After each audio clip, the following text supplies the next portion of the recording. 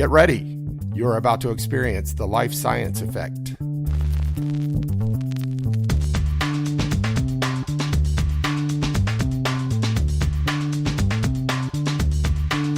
The most influential players in biotech, pharma, and medical device, bringing you their insights and inspirational stories.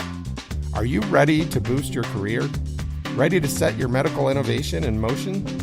You have arrived at the right place. Every week, another industry leader, more insights, more inspiration, and tips you can implement right away to make your mark on the world. And welcome to the show. This week, we're here with somebody I've known for a while, but I haven't gotten a chance to talk to for a while. So pardon us while we catch up for a minute. It's Jon Speer this week. Jon is the founder and current VP of Quality and Regulatory at Greenlight Guru.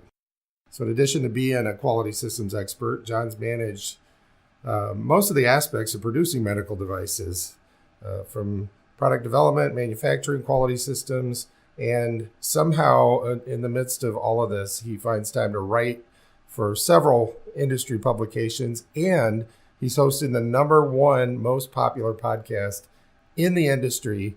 But we're hot on your heels. All right, good. We are hot on your heels.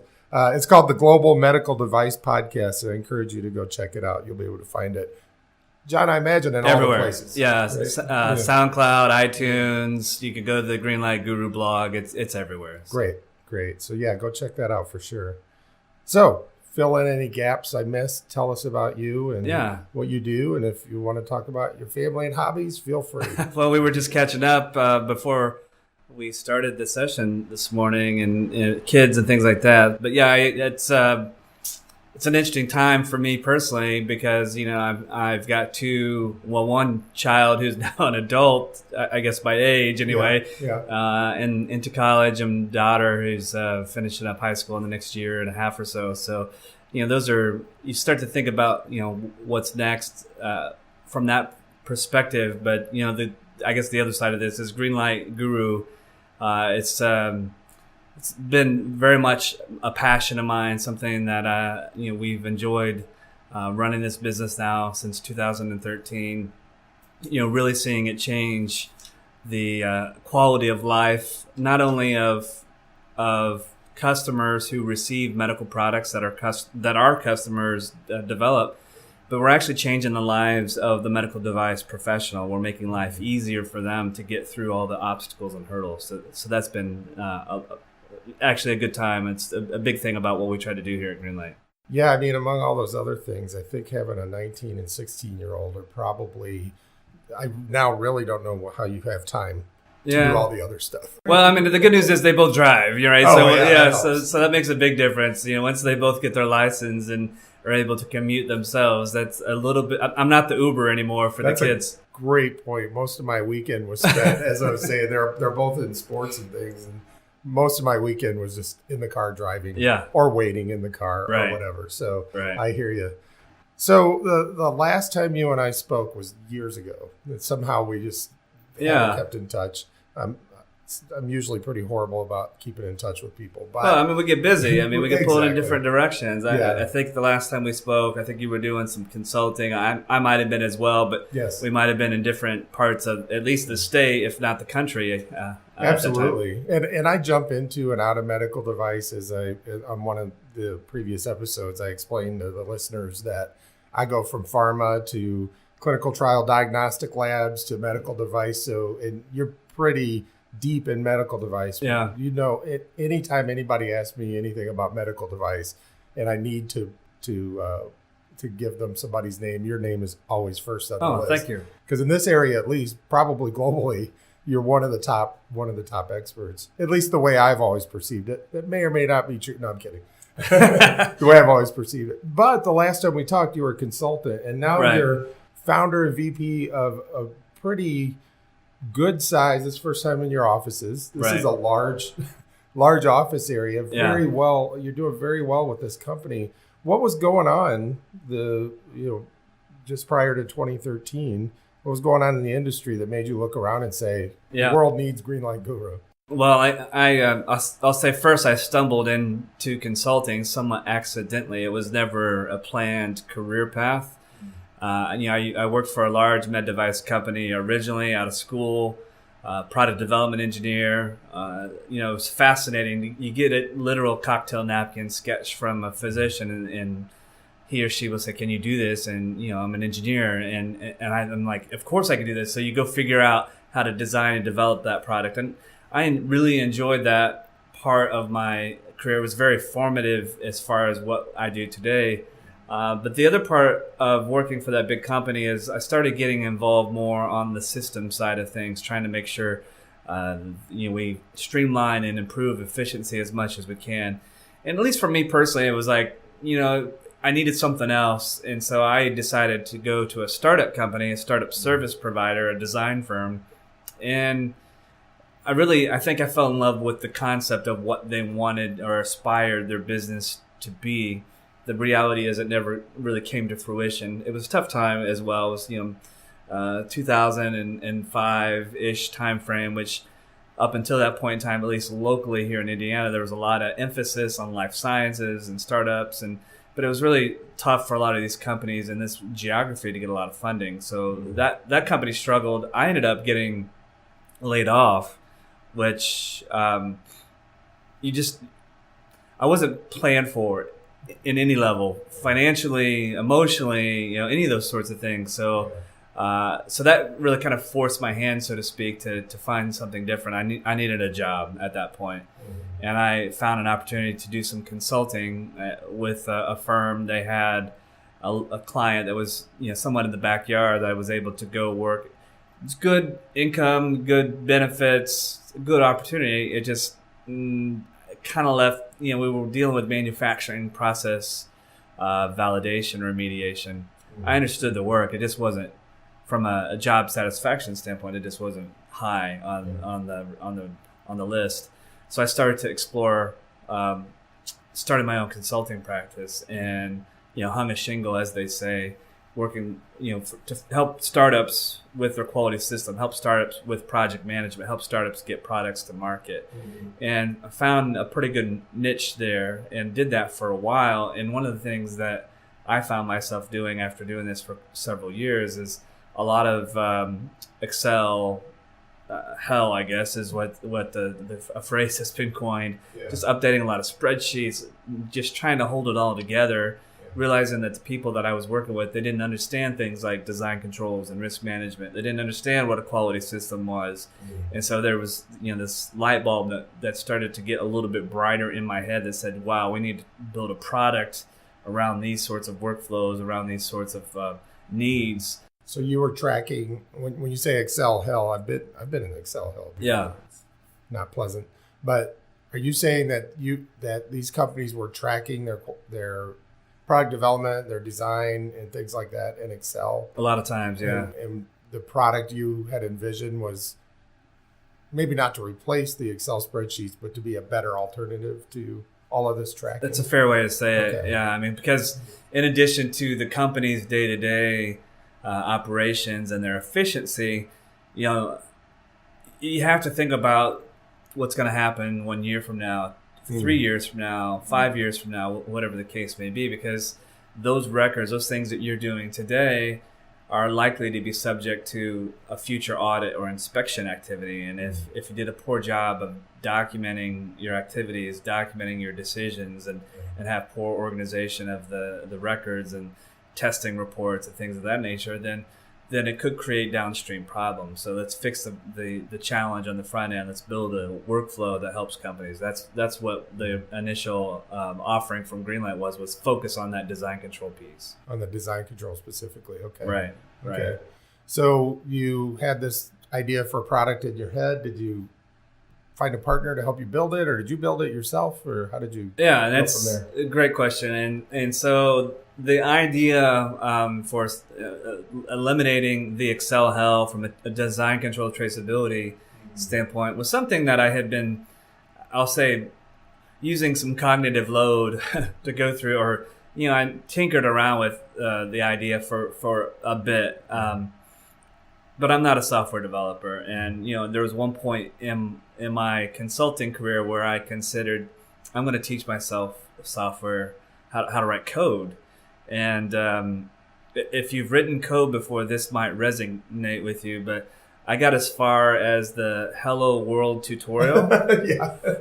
And I said, no, this is not what I'm going to do. I'm not going to be a software developer.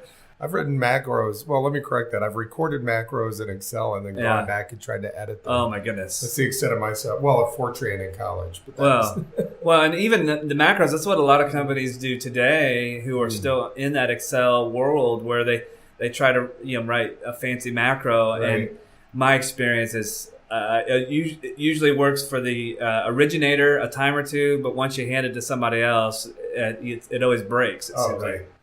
Yeah. So I would imagine you found a partner. I did find a partner, and the funny thing about this is at the time I was doing consulting with Creo Quality, and I was working with a marketing firm called Tomato Fish Marketing, and she was helping with the standard marketing, email newsletters, content generation, and things of that nature. And one day I shared with her this idea that I had, and her lady's name's Brooke. And Brooke says, you should really talk to my husband because he has a software company. And so she facilitated an introduction. And I think he talked to me because he was doing his wife a favor. I think he was being nice. I don't think, because he had his own company at the time. Yeah. But I shared with him the idea. And, it's funny when you talk to him, he says I was kind of, I just kept pestering him over and over because I knew that my personal life would be easier as a consultant if this product existed, and it didn't exist in the industry. And I knew I could help more companies if this product existed, and I knew companies could help themselves if this product existed. So, let's fast forward, I guess, a bit. We eventually, he saw enough compelling evidence from a market need standpoint that he's like, yeah, there's something here. And, it was all about timing, as they say. And, it was right around Thanksgiving of 2013, David Duran called me and said, hey, I've got a team. Do you still want to pursue this? And so the team consisted of him, 2 software developers, and myself. Okay. David had some software experience, but he was really coming in as the CEO. He was going to be at that time, very focused on getting enough capital raised so that we could get, to the next milestone from a business perspective. And those early days, it was, 2 software developers. So that's, how we got seems started. like as I talk to more startups, it seems like the CEO role for a startup is finding capital. Yeah. A lot of times. I mean, it's key. I mean, cash is it's gasoline for your business. It's fuel for your business, So it's important to make sure you have enough wherewithal to know what kind of capital situation that you're going to need. And some companies choose to go and try to raise a lot of money. There's reasons for that. That hasn't been our approach. So was your plan now I'm just kind of totally making stuff up. Yeah. But was your plan maybe to get enough money to get started, get maybe a minimum viable product out into the market, and then fund it through selling the product? Or what was your approach? I guess the end was never, any startup, you think about that quote exit strategy, and exit strategy for a lot of companies is that potential acquisition. So we were minded about that, but at the same time, it's like that wasn't our focus. It was very much an MVP approach. The first MVP was taking the things that were inside my head, effectively communicate that to software developers, turn it into the first product. And essentially the first product, I'm using air quotes here, for Greenlight was a series of screenshots. Basically, some people might even call them wireframes or high fidelity wireframes that sort of told a story. That was really our first product that we then were able to take to some early adopter companies. And not that they bought an idea, but we were working on it, but it was really about getting some validation from a market standpoint. It was a really famous one of those that I think probably at least half the business books I've read in the past couple of years has talked about Dropbox, and that was their minimum viable product, was a series of screenshots that said, we know we can build this product, and here's exactly what it's going to look like. And they raised millions of dollars like that. Right. And you said you didn't sell an idea, and that's perfectly valid. I mean, why build something that somebody's not going to want if you can put something in front of early adopters that they can kind of say, well, I like that, but can't you make it do this other kind of thing? And so I like the sound of that. Yeah, and it was, we use, even today, our customers are an invaluable asset to our product development process. Mm-hmm. We can conceptualize and build amazing software, and if we don't have our finger on the pulse of what our customers and what's needed from the market perspective, who cares? Yeah. And so that's been our mantra from the beginning. So once the next step beyond those screenshots, those high fidelity screenshots, was to reduce that to practice. And we were able to really do that in a fairly quick period of time. So, it was mid Q or late Q1, early Q2 of 2014, we had our first beta software being used by early adopters. Nice. Okay. And so that was an important inflection point. And then sort of the next major for me personally was when we hired our COO, a guy by the name of Jason McKibben.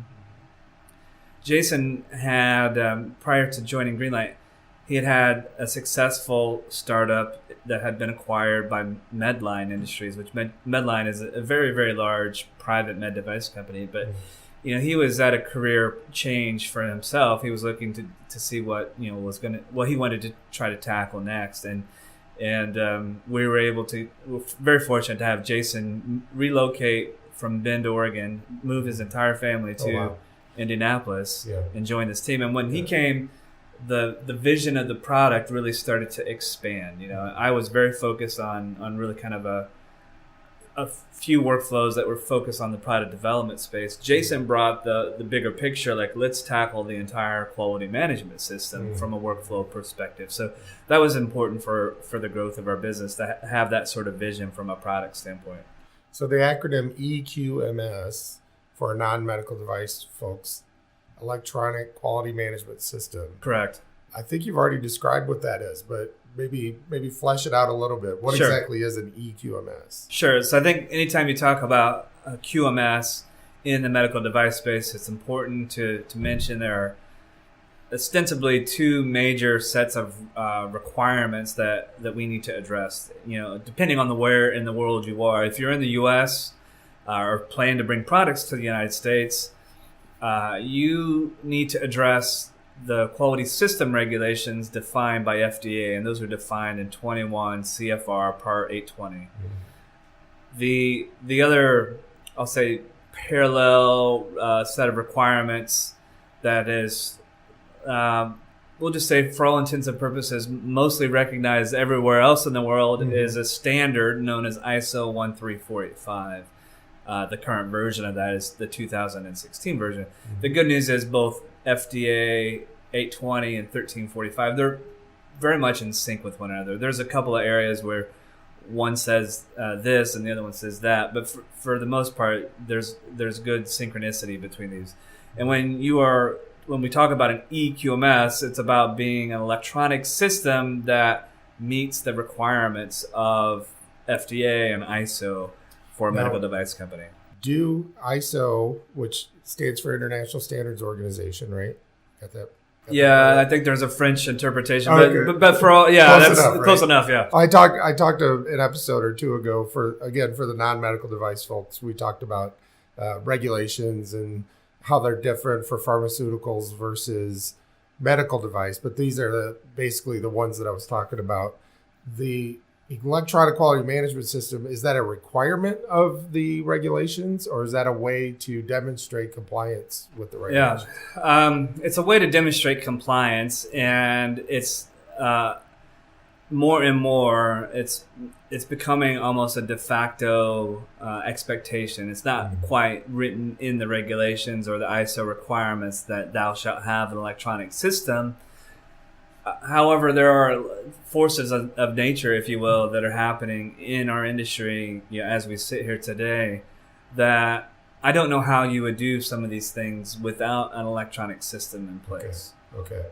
What if I don't have an electronic system? Is it on paper and binders sitting on a shelf somewhere?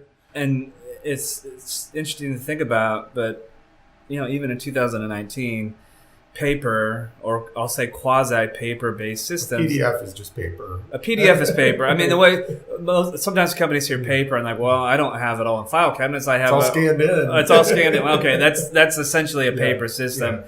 And it is that is still the most common approach. I mean, and there's a lot of factors or reasons why companies haven't made that shift. Yeah. But yeah, today most companies have literal paper or digital paper systems that they're managing. And you're thinking it's going to become really difficult to continue to maintain that kind of system and stay up to date with current regulations? Yeah, because Greenlight is purpose built. It's industry specific. We only focus on medical device. Mm-hmm. My number one job at Greenlight is to keep finger on pulse of what's happening in the quality and regulatory space in the industry. Yeah. To know what FDA is doing, to know what's happening with things like Case for Quality and MD-SAP, what's going on in the EU. Make sure that the Greenlight platform is constantly updated and refreshed and refined to be in alignment not only with the requirements but best practices that within the industry. So tell me if I'm right about this, because I said it, and if it turns out to be a lie, I'll have to go delete one of the old episodes. But what I think I've been hearing, actually at an event that you guys held downtown here, right, and also from Larry, who's been on the show before, Larry Mager, it sounds like so if you're a medical device company, hey, we have a QMS, maybe we even like our QMS, what are we worried about, right? But if you're a pharmaceutical company, maybe you have one of those special products that combines a medical device and pharmaceuticals. My understanding in the past for what's called a combination device is you could follow the pharmaceutical regulations, 210, 211 for the GMPs, and you would be okay. My understanding is the EU has done something that makes it so that if you have a combination device, you have to start paying attention to device regulations. Right. Did I get that right? Or you close? Did. Okay. No, you did. And even in the US, it's there are a lot of cases where the most common scenario that we come across at Greenlight is a pharmaceutical company that's looking at different ways to deliver or to deploy their pharmaceutical agent. And so that forces them down a medical device development pathway. Mm-hmm. And so clearly in those situations, 820 is going to apply to those medical device parts and pieces. But yeah, there's an expectation that you're meeting, all the requirements, whether it's a device or pharma. It's a true statement. So I liked what you said earlier about the system you had in mind when you founded the company. And even today helps medical device professionals, industry professionals, makes their life better. And I could totally see how getting out of Excel hell would make your life better. How does, ultimately we're all here for patients as well. And so how does a system like yours, or how does anybody, whether it's yours or somebody else's EQMS, how does that help patients ultimately? Sure. Well, so first and foremost, I mean, the thing about the Greenlight system is because it is purpose-built, we have workflows for managing design control, risk management. I'll probably come back to risk here in a moment, document management, and then, post-market quality events, things like customer feedback, complaints, non-conformances, audits, CAPAs. And the thing about the Greenlight system, since that's all in the same platform, all of these activities and events are connected together.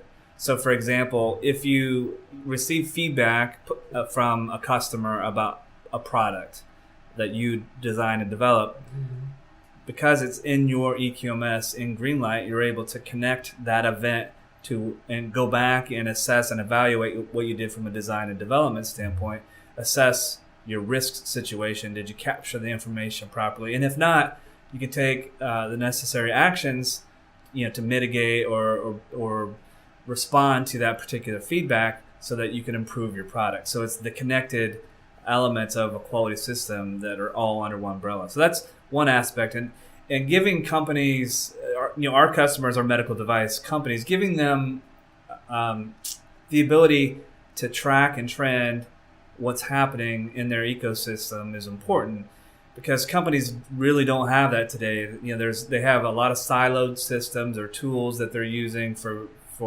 whether it be Excel or maybe they have a database here, but it's very fragmented. And now the thing that holds it together are the people, and the people are good. They're able to extract data and interpret data and present those reports, but it's lagging. So we want Greenlight's giving executive management that ability to have finger on pulse in real time, rather than having to wait until 30 days after the fact. So that's a key part. And there's other areas where we've done case studies where just during the product development process, for example, if you were to follow traditional approaches like paper and Excel and digital approaches, that you're losing a lot of time doing a lot of low and no value add activities, just like updating spreadsheets and trying to track all this information. So using the Greenlight system can literally save project manager hundreds of hours per project per year. And if you extrapolate that, that equates to 2 months of time, give or take. So that means we can enable getting a device to a regulatory submission 2 months faster, which will enable getting that product to the patients who need it 2 months faster. So those are some areas where we help improve that quality of life for the end user or the patient. I read an article not too long ago, or maybe it was a podcast I was listening to, but they were talking about how improvement happens and how mistakes get reduced. And they were comparing actually the healthcare industry to the airline, to the air travel industry, and how in air travel now it's super rare to have a mistake that leads to death, right, or even injury. Right. And they were, at least for commercial air travel. I don't know if you're flying out of a municipal airport and you're some guy that just flies. But anyway, commercial air travel. They were comparing that to healthcare, where still one of the most dangerous places to be is the hospital. Yeah. Because so many mistakes are made, and not even mistakes are made is probably the wrong way to say it. So many errors happen, preventable errors. And they were talking about why is that? And they sort of overlaid how airlines and commercial air travel responds to mistakes even before they lead to death or injury, and how quickly they're able to communicate what happened, connect it back to something that happened earlier in the process. And in healthcare, at least at the hospital, they still don't do that. There's a lot of resistance among doctors for a lot of reasons. Some of them may be good. It would be a whole other show. In fact, somebody's already done that show, so I don't know how to do it. So when I picture an EQMS, I'm thinking you have these devices that go either to a hospital, directly to a consumer, or whatever. It sounds like you're enabling that rapid identification of, hey, we had something break. It didn't hurt anybody necessarily, but a nurse was taking it out of the package and it broke, or it was clear it wasn't sterile, or something happened. If you've documented how that device got from the back of a cocktail napkin all the way to in that nurse's hands, if you've documented every step of the way, seems like you would really quickly be able to go back and maybe find a cause for why that happened and get it corrected. And in fact, I suppose, now that I'm thinking about it, if you have a really good system with the right feedback loops, you would probably find that cause way before it even ever made it that far. I mean, that's utopia, I think, but I don't think utopia in this EQMS world that's right before us is unattainable. Yeah. I think a lot of times, and a lot of times companies, they're very reactive. Yeah. And I think by and large the industry does a good job of, once they learn about an event, doing something about it. Yeah. The thing that I think we can do better, I challenge actually the medical device industry to improve upon, is being more proactive. Let's don't wait for the event to happen before we make change, and be proactive. That's the whole Kappa, the preventive side. Mm-hmm. We do a good job or an okay job on the corrective side. Let's what can we do to be more preventive in nature? Mm-hmm. And I think regulatory bodies, FDA especially, has acknowledged that that some of the FDA CDRH practices for the medical device industry have almost been a demotivator for companies to embrace automation and technology.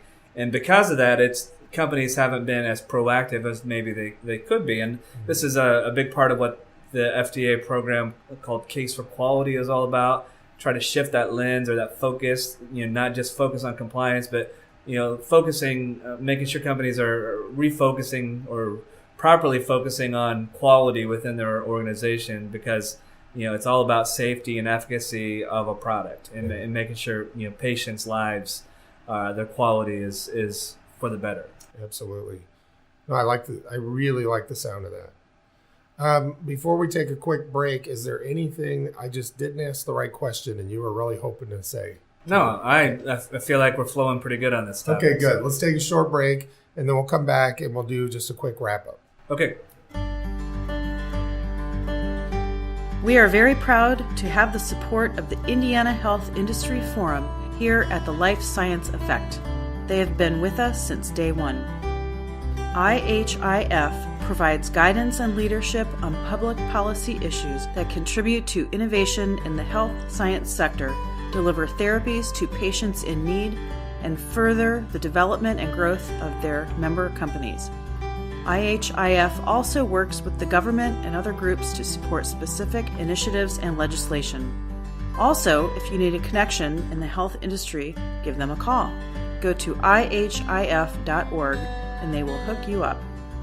They have been a tremendous supporter of ours, so thanks again to the Indiana Health Industry Forum. Go check out ihif.org and support them like they support our life science community. Now, back to the show. Welcome back. We're still with Jon Speer. I feel like I could talk for like 2 hours with Jon and still not scratch the surface of value. But let's just take a step back, get a little more general. We've gotten pretty deep into, and I warned people at a previous episode, we'd be talking a lot about medical devices in the next few weeks. And hopefully that's interesting to people. I know it is for the medical device people. I hope it is for the especially pharma people who are going to have to start paying attention to medical device stuff. But anyway, obviously, even though I already know you would shy away from monikers like this, but I consider you a great leader and a great connector. So what are some of the things that have caused you to be such a, and maybe just think about it this way, you've accomplished some things that other people would aspire to accomplish, starting a company, connecting a bunch of people into a team that's creating something great. What are some of the philosophies and values that have caused that for you? Well, I mentioned earlier that I ventured into consulting more, I'll say, accidentally. It wasn't a planned career path. But there was a point in time after I got laid off and I was doing some consulting for a larger firm where I had watched a startup company that I was working for sort of implode. And it was an invaluable lesson for me to go through that, to see that how that business gets ran, how it's run, and good decisions, bad decisions, things of that nature. And then doing the consulting was interesting because I started to understand that business model a little bit more. But there was a point in time where the switch flipped, and I knew I was going to start my own business. It wasn't if, it was more when. Yeah. And before I did that, there was a couple things I knew I wanted to do, and that was not be in a position where if I got laid off that I couldn't pivot easily. Yeah. So I wanted to build a nest egg and that sort of thing. The other thing that I took it on as my personal responsibility was to build the strongest network in this. I at least initially focused on the state of Indiana. Yeah. But the strongest medical device network in the state of Indiana. And this is back in 2006, 2007 timeframe. There were, and probably still are, a lot of events like IHIF and BioCrossroads and IMDMC, and there were a few others, that would, and I would go to every one of them, and I would connect with many people. And it wasn't just about handing out business cards. It was about truly listening to the person that I was meeting, understanding what they were looking for, And pretty soon I realized I had a pretty substantial database, and I could start making connections. Yes. It wasn't about me. It was about connecting the dots, trying to build this ecosystem so that would be vibrant for those who would follow, in my footsteps. And that was really where I focused, is build the network. It showed. And it still shows. And I think that's a good lesson for anybody. And who was it? Zig Ziglar that said that you can have everything you want if you help enough other people get what they want. And just this whole idea of being the connector. Yeah. And making it about them. Right. As opposed to what you could get out of it. Right. I mean, there's an adage that you'll hear with any startup that you talk to investors not when you need the funding, but you build the relationships. And I would use that, same sort of mindset if you're, for an entrepreneur or inventor out there, if you're thinking about starting something at some point in time, now is the time to build the relationships, to start building the connections. When you ask for somebody at moment in time, it's a little late in the process. So you dig should the know. well before you're thirsty. Is that the saying? Dig the well before you're thirsty. I like that one. I haven't heard that one, but that's a good one. So that was a big part of it. But it was really about understanding the ecosystem. There's lots of forces of nature in any geographic area. Think about like economic development, job creation. What's the climate like? Is it focused on startups and investment opportunity? Just understand what you're dealing with from a market perspective, and then start to figure out what your strengths and assets are. And the other thing I would say that has been an asset for me to get to where I am is, don't try to do everything. Know what you know what you don't know, and surround yourself with people that are smarter than you are and that complement what you're trying to do. The Steve Jobs saying, right? What? Don't hire a bunch of people and tell them what to do. Hire smarter people than you, right? And let them tell you what to do. I mean, it's early days of consulting. I mean, you're tempted, or I was tempted anyway, to take on projects that were not in alignment with my core. Yes. Yeah. This is a bit extreme, but if somebody were to say, "Hey, can you paint fences?" Well, it's not really a quality management system or medical device project management, but it can generate some revenue. It's easy. It's easy to do. I've been there. I've been there. You take something. Hey, it's a paying gig, right? And I'll go take it because the checks are cashing. Right. But if you're building something for the future, maybe not the best. The best approach. Right. The other thing I would throw out is, for me, and it took a few years of doing consulting, I had to make a decision. I mean, the decision for me was I could grow the consulting practice, and the way you generally grow a consulting practice is to hire more consultants. Yeah. That wasn't. I wanted to stay boutique. I wanted to stay relatively small. So I grew to a point where I had another full-time employee, and from time to time, depending on workload and what the types of projects were, I may bring in another 1099 resource to help for a finite period of time. Yeah. But I knew I didn't want to grow a consulting traditional consulting practice. So for me, the other option was productize sort of my thinking or my workflows, and that's what really led to the Greenlight Guru is to take the things that I was doing on a day-to-day consulting basis and turn them into a product that can scale and be sustainable within a company and not depend on me as a crutch. Absolutely. Yeah. So what are some challenges that you're facing today on a personal, professional level, and how are you overcoming them? Challenges are just growth. We're at a point where we're over 50 people at Greenlight today, so it's when you start to add a lot of resources to your team, you have to scale your practices and your business processes too to continue to be sustainable.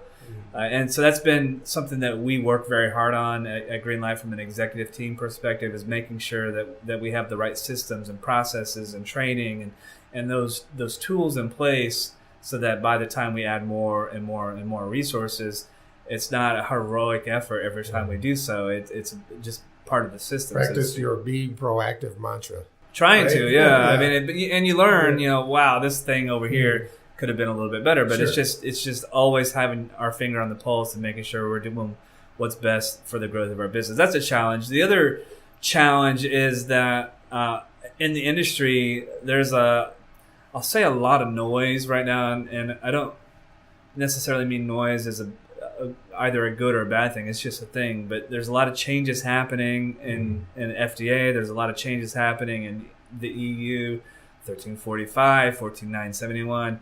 There's a lot of flux. There's a lot of ambiguity right now, which is challenging for a lot of medical device companies, especially smaller entities, because they can't always afford the resources to keep their finger on the pulse because they have their day-to-day things. So, there's an opportunity for Greenlight to be, sort of the light to help, companies understand what's going on, what needs to be done, and that sort of thing. But it's challenging because it's very, very fluid right now. Yeah.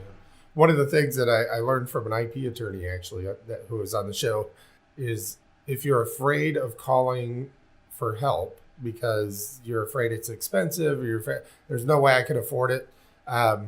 She said, hey, just go to a networking event, go somewhere where there are IP attorneys. In your case, go to an event where there are medical device professionals, and just bend their ear a little bit. Say, hey, I have this small medical device company. We don't have a lot of money, a lot of resources.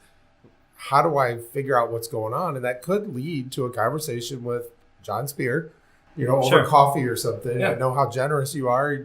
You're not going to do that more than you have time for, but you'll give them advice, and Sure. maybe it'll lead to business for you, maybe it won't, but at least you can set them on the right track. The worst thing you could do is just ignore it and say, I don't have time. Because it'll lead to more pain later, right? And it's good advice. You should go into it with your eyes wide open, at least as much as you possibly they can be. And this is one of those things where there might be things that you don't know, what you don't know, and that's not. I know that's not a fun situation to be in. If I don't know that I don't know, I can't do much about that except for learn the lesson the hard way. So for those out there in the medical device industry, even if you have been doing this for a period of time, there might be some things that you don't know that you don't know. And to your point, I'm happy to reach out to me. I'm happy to at least engage in email and maybe schedule a phone call, or connect you with a person that can help answer your question. I still play that role of connector today. Speaking of which, what's the best way for people to find out more about you, your company, or to get in contact with you? Sure. So the best way to find out about Greenlight Guru, just go to www.greenlight.guru, and you can read all about the EQMS platform. You can also go to our resources page. On our resources page, we have blog content, guides, various articles, some of which I've been a part of authoring. Others we've had partners and other industry experts contribute to, but a lot of really valuable insights in our blog. We also, as you mentioned earlier, we have the number one podcast in the medical device industry and the global, soon to be number 2 with the Global Medical Device Podcast. We do roughly an episode a week, give or take. And there again, we're pulling in experts, regulatory experts, quality experts, FDA experts, all these really wonderful assets to you, and it's readily available. And then it's a great resource. Then the other thing that we do on a fairly frequent basis, roughly about once a month, is host free webinars. Yes. So like a recent one we did was with a partner, R&Q. They're a consulting firm, experts in the EU MDR, the new regulations in the EU. It was the most popular webinar in the history of the medical device industry. In the history of I thought it was just in the history of Greenlight Guru, but the history of the med device industry. Yeah, and I can I don't know if we have time to get into how I can make that claim today, but let's just say we've done enough webinars internally and with other entities who have been doing this for a long time, and every time we've ever done a webinar for another entity, it is the most popular webinar that they've ever done. Wow. So we can say that with confidence. Well, I guess I can make the announcement that regardless of who the guest is from now on, every podcast episode is going to be called EUMDR, what you need to know. Well, I mean, the subject is important for sure. Yeah, absolutely. But for folks that are out there, there are a lot of, if you're willing to do the work, there are a lot of assets, whether that be from Greenlight or from RAPS or from, IMDMC does a good job of putting some content here locally. Mm-hmm. There's a lot of resources that are there for you to consume. And if you need a little bit of help figuring out where those are, I'd be happy to point those folks in the right direction. And I can attest to the fact that they're not salesy at all. I mean, if anybody's afraid, I can't go to that because they're just going to try to sell me something, it's almost the other end of the spectrum. You almost have to find somebody if you want to buy something. So, yeah, I mean, if you want to buy our products and services, I'd be happy to connect you with the right person on our team there. But my reason for talking to folks is really about trying to be, if I can educate on something that I know about or mistakes that I've made in my past and share those insights with folks, that I'm more interested in doing that first and foremost. So that's why we put out the content that we do, is to try to help educate and inform the industry of what's happening and do so in plain English. Yeah. Oh, absolutely. Yeah, that's so important for people like me to be able to understand. So we went a little bit long. Thanks for sticking around. Sure. I appreciate it. There's a lot of great value in here. Everybody head over to greenlight.guru. I didn't even know .guru was a thing until about a year ago. Yeah. But apparently they have a lot more .things. They do, there. yeah. There's probably a .thing. There probably I'm going to have to see if there's no, a there .thing. I'm probably going to is, have to go register something on that. If you missed any of that, it's all in the show notes, or hit me up at steven.vincent@bpm-associates.com. Regardless, please subscribe. Please go check out the Global Medical Device Podcast. Check out greenlight.guru. Get in touch with Jon. You won't regret it. Jon, thanks for being on the show. Oh, you're welcome. Thanks for having me.